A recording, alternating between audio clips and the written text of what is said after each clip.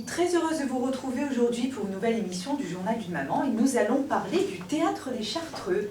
Et j'ai l'honneur de recevoir Madame Caroline Toussaint. Bonjour Caroline. Bonjour. Et Monsieur Éric Brunel. Bonjour Éric. Bonjour. Merci beaucoup d'être venu aujourd'hui nous présenter ce théâtre quand même emblématique de Marseille, parce qu'il y a plusieurs théâtres à Marseille, mais le Théâtre des Chartreux fait quand même partie des théâtres emblématiques. Je vous rappelle qu'il se trouve sur l'avenue des Chartreux et qu'il a un beau programme, on va en parler ensemble, pour les enfants et pour les adultes. Donc vous avez repris ce théâtre depuis 85, c'est ça Éric? Non, 85 c'est la naissance de la compagnie Équivoque. D'accord. Qui est compagnie résidente dans le lieu, comme on dit. Le théâtre, lui, fonctionne depuis 2009, donc ça fait une petite dizaine d'années, c'est la 10e année de programmation cette année. D'accord, donc vous faisiez partie à l'époque de la compagnie en fait. Oui. Et vous faisiez quoi à l'intérieur de cette compagnie? Comédien. D'accord. Mais aussi décorateur. J'aime beaucoup la perceuse et la visseuse et la scie sauteuse. Et c'est bien, quoi. D'accord. J'adore cette proximité avec des outils et de construire. Donc, du coup, le théâtre a ouvert réellement en 2009, c'est ça? 2009, c'était vraiment une installation. L'installation. Le tout début, en fait, c'était une boîte de nuit à l'époque. D'accord. Je ne sais pas du tout. Pourtant, j'habite le quartier. Mais... Oui. Ça s'appelait le Lust. D'accord. Le Luxure, en traduction française. Et il y avait à peu près tout comme si les gens étaient partis la veille, alors que le lieu était fermé depuis 1 an et demi. Il y avait les verres, il y avait quelques fringues qui étaient ça et là. Ça faisait une ambiance un peu étrange. Et bien sûr, il a fallu transformer ça en théâtre. Ça ne s'est pas fait en un jour. Il a fallu plusieurs mois avant que nous ne puissions pas résister à faire une première représentation. Et après, le travail a continué et il continue à se poursuivre. Et il y a encore plein de chantiers prévus à l'avenir, n'est-ce pas, Caroline?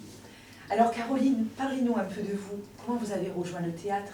Eh bien, moi, je suis maman de 3 enfants. Je me suis occupée d'eux à plein temps, 24 heures sur 24, on va dire comme ça. Et donc, je leur faisais faire beaucoup de sorties et beaucoup de choses. Une de mes filles a décidé de pousser la porte du théâtre pour prendre des cours.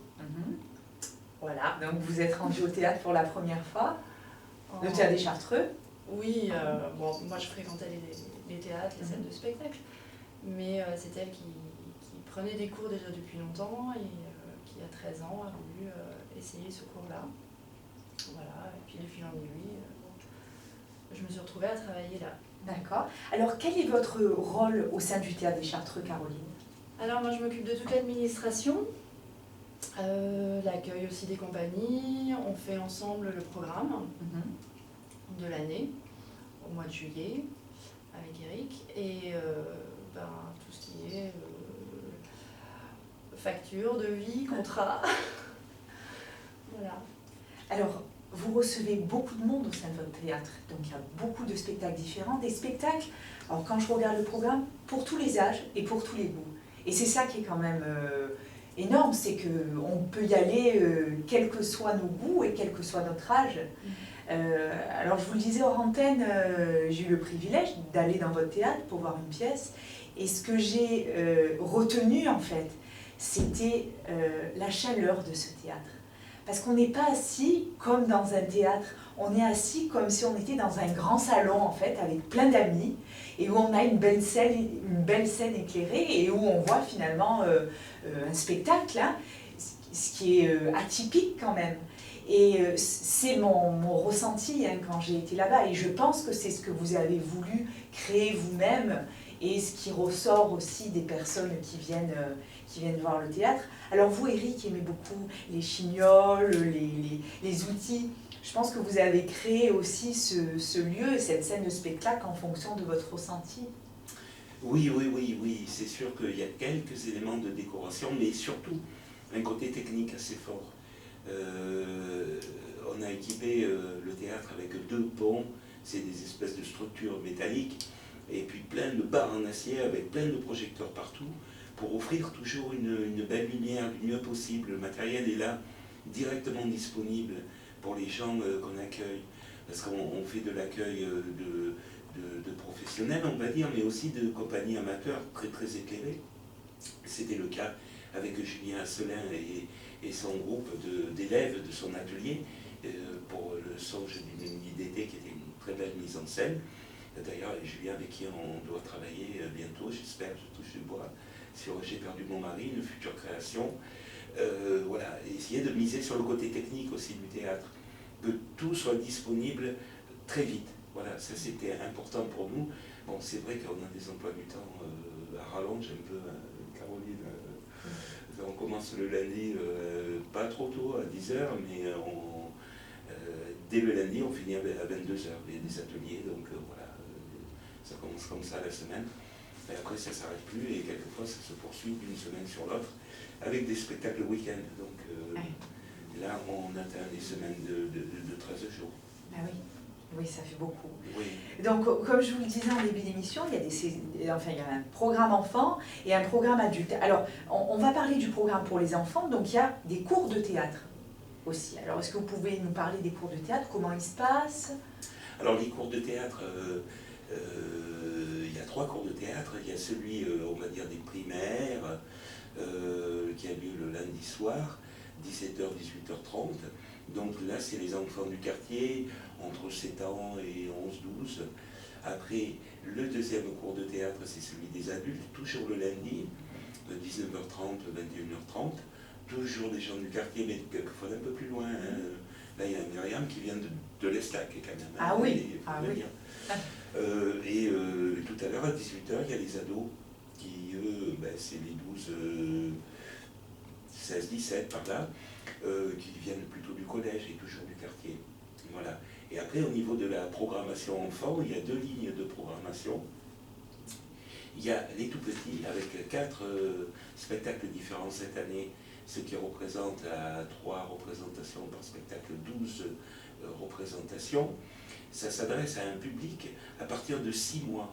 C'est-à-dire que certains vendredis matins, vous le verrez sur le programme en jetant un œil sur le site, sur la version papier qui est très belle si jamais vous la croisez, il y a les assistantes maternelles qui viennent avec les tout petits, le vendredi matin. Et il y a école ou de garderie ou crèche. Mais il y a beaucoup d'enfants qui sont chez des assistantes maternelles, elles viennent ce jour-là. Et après, le samedi matin, le samedi après-midi, c'est le tour des parents avec leurs enfants. Voilà, ça c'est la première ligne de programmation. Caroline, vous allez nous parler de la programmation adulte alors, parce qu'on a parlé des enfants. Donc, on a dit qu'il y avait des cours pour adultes aussi de théâtre. Oui. Et comment se passe... Alors, il y a la soirée du réveillon. La soirée du réveillon. Alors, parlez-nous de ça avant de nous parler de la programmation. Qu'est-ce qui va se passer au Théâtre des Chartreux? Alors, c'est en co-réalisation. Oui. Avec le Théâtre du Strapontin. Donc, Stéphane Gisbert, qu'on connaît très bien, puisqu'il va jouer chez les enfants pas si méchants que ça aussi. Donc, eux, ils vont se mettre en scène avec un spectacle qui s'appelle Retour. Voilà. C'est toujours très, très dynamique et très gai. Oui, c'est une comédie en fait, hein. Une comédie bien dynamique. Donc il fait ça avec Chris, qui est sa partenaire de jeu et qu'on a vu aussi en Avignon dans une autre comédie qui s'appelait Bang. Bang. Et ouais, c'est toujours très bien. Et puis il y a Bruno Maroni, donc chanteur, imitateur, parodiste, qui nous a fait un extrait à la soirée de présentation de saison. Et voilà, donc il y aura aussi de quoi manger. C'est une bonne idée pour passer le jour de l'an, je trouve. C'est important de le dire à nos auditeurs. Donc, le programme pour adultes est aussi très chargé. Donc, il y a du théâtre d'impro, il y a des choses complètement différentes. Quelles sont les prochaines programmations Alors, le prochain qui vient nous voir, c'est Hans Peter, le concert, Tragiconcert. Donc, c'est un violoniste virtuose qui a décidé de faire du clown. Donc il a une compagnie qui s'appelle Gobe les Mouches. Et voilà, donc il a fait un spectacle sur ses 2 passions, le clown et le violon. Donc Il va essayer de domestiquer son violon, mais il ne va pas très bien y arriver. Voilà. C'est ici. D'accord. Donc là, il y aura une représentation le 4 décembre à 19 h et le 5 décembre à 20 h 30. Oui, le 4 décembre est un mercredi, donc 19 h. On s'est dit justement ça pouvait amener des enfants un peu plus âgés à venir avec leurs parents partager une soirée qui va se finir vers 20 h.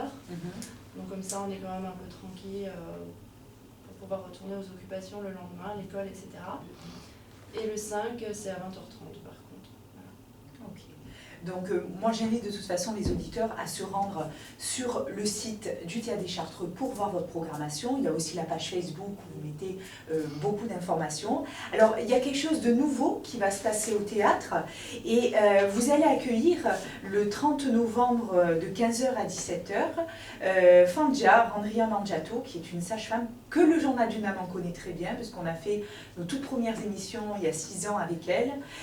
Nous l'avons reçue il y a 2 mois de ça pour nous parler de son livre sur le périnée et vous avez l'honneur de la recevoir pour un atelier sur le périnée en conférence, donc libérer ses émotions, redonner du vivant à la féminité. Donc les réservations sont possibles au 04 91 50 18 90. Donc c'est tout nouveau dans le théâtre. C'est le numéro du théâtre. C'est le numéro du théâtre en plus. Donc voilà, si les auditeurs veulent y participer, il faut appeler pour avoir des réservations. Donc c'est un théâtre qui propose beaucoup de choses. Et ce que j'ai appris hors antenne, c'est que ce théâtre si chaleureux dont je parlais tout à l'heure a un jardin au-dessus qui ne se voit pas quand on rentre. Est-ce que vous pouvez me dire, Eric, qu'est-ce que vous avez prévu d'aménager dans ce jardin ? Alors le jardin est maintenant aménagé. Alors cette année, nous allons montrer en programmation enfant sur la deuxième partie de programmation, c'est-à-dire lors des vacances, 3 contes africains. 2 sur la période de Noël, c'est bon et le chant des souris. Le 3e sur Pâques. Et chaque fois qu'il y a des vacances, il y a toujours 2 spectacles enfants. Le 3e sur Pâques, c'est Pourquoi. C'est un spectacle que j'ai déjà joué il y a pas mal de temps. C'est un des tout premiers spectacles d'Équivoque, le premier d'ailleurs, créé en 87. C'était les premières feuilles de paye. Oh, quelle émotion! Et là, on va le reprendre, cette fois-ci avec une mise en scène complètement différente, adaptée à l'extérieur.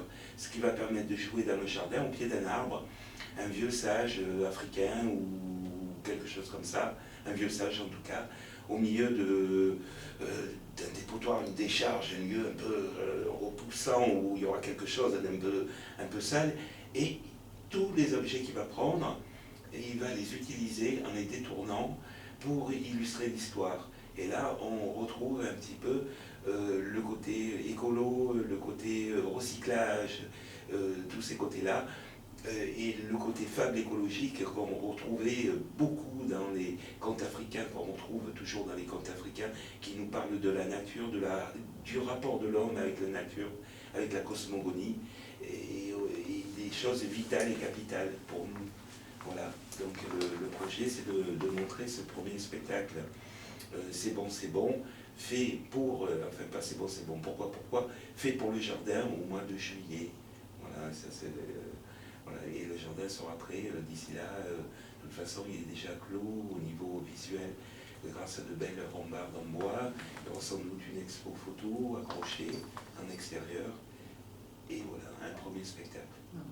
Écoutez, c'est formidable. Alors, je rappelle quand même que les tarifs des spectacles, souvent les auditeurs nous demandent, donc c'est des petits tarifs, il faut le dire aussi, donc 12 €, c'est le tarif normal, et puis à 9 € le tarif réduit pour les étudiants, les chômeurs, et pour les habitants du 4e. J'ai trouvé que c'était très mignon. Et pour les groupes aussi. Et puis, il y a un tarif réduit qui est à 6 €, donc pour les enfants, pour les intermittents du spectacle, et pour toutes les personnes qui ont un minima social. Voilà. Je trouvais que c'était des prix qui étaient très très raisonnables pour les représentations qu'il y avait, pour le lieu que vous nous offrez aussi quand même. Et c'était important de le dire. Je vous écoutais. Sur les spectacles enfants, c'est 6 € tarif unique. 6 enfants € comme parents. D'accord. Voilà, je voulais le préciser. Oui, c'est important de le dire aussi. Et dans le cas particulier des assistantes maternelles qui viennent avec les enfants dans le cadre de leur travail, je précise bien, on ne les fait pas payer parce que les parents ne peuvent pas payer la place de l'assistante maternelle. Donc on a trouvé ce système-là pour qu'elle puisse offrir ce moment aux enfants. C'est magnifique. Les parents vont payer la place des enfants, mais bon, pas plus que... C'est très bien. Écoutez, moi j'ai été ravie de vous rencontrer et de vous recevoir surtout. Donc moi c'est pas très loin de chez moi, donc j'ai le programme. Je pense que vous allez nous voir régulièrement dans ce lieu très chaleureux comme je vous l'ai décrit tout à l'heure. On reste à l'écoute de toute façon et puis on partage, comme je l'ai dit tout à l'heure à nos auditeurs, le programme de vos spectacles et bonne continuation. Je vous dis à bientôt. Merci de nous avoir reçus. Je vous en prie, au revoir. À bientôt.